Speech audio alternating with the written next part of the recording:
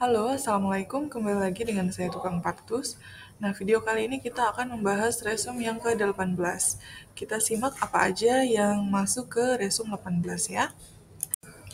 Nah, di resum kali ini kita ada tentang kode etik kedokteran, kemudian suntik sulih hormon pada lansia, kemudian cara menentukan perdarahan. Oke.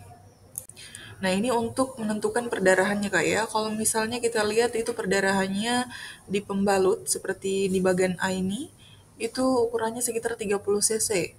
Kemudian jika pembalutnya full itu sekitar 100 cc. Terus kalau misalnya pada pasien-pasien yang postpartum itu perdarahannya banyak, kita masukkan ke dalam wadah bengkok, itu pakai bengkok yang besar ya, itu sekitar 500 cc. Nanti coba kakak baca masing-masingnya ini dan dihafalkan.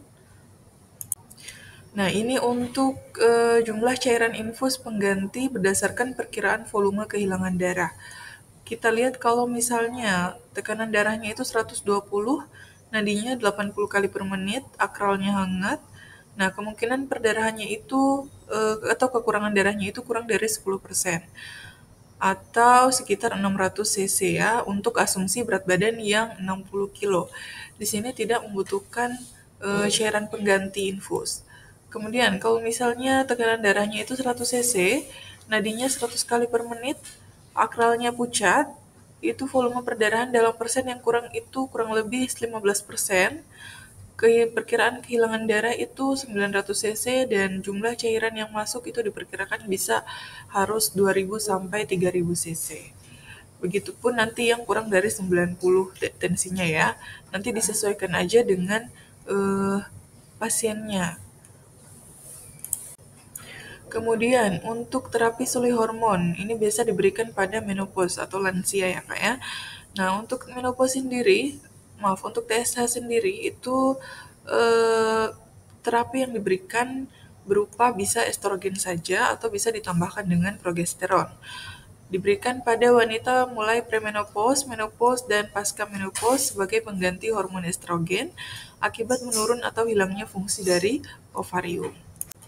Gunanya apa? Yaitu yang pertama, yaitu mengurangi keluhan, mencegah perkembangan penyakit akibat kehilangan hormon estrogen.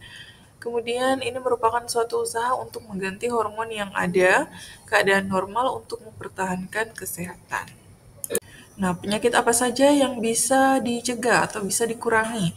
Seperti osteoporosis, kemudian jantung koroner, demensia, kanker, kemudian pengaruh fisik lain, serta meningkatkan perasaan hati yang stres akibat tertekan.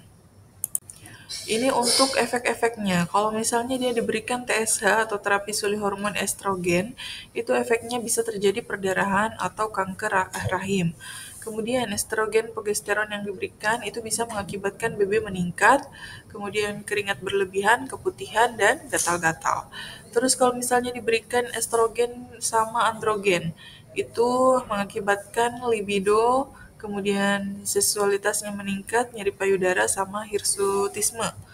Kalau misalnya diberikan ketiga-tiganya, itu bisa mengakibatkan perdarahan, hirsutisme sedang, libido meningkat, dan BB sedang. Jadi untuk pemberian terapi sulih hormonnya ini diberikan sesuai dengan yang dibutuhkan pasien ya Kak ya. Untuk TSH alternatif ini bisa didapatkan dari sesuatu makanan yang mengandung fetohormon atau fetoestrogen.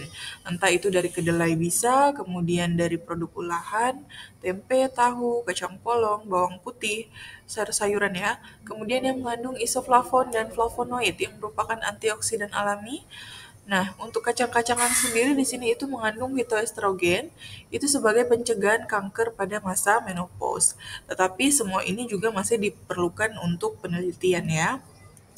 Kemudian tata caranya ini untuk tergantung pada kebutuhan dan keadaan pasien.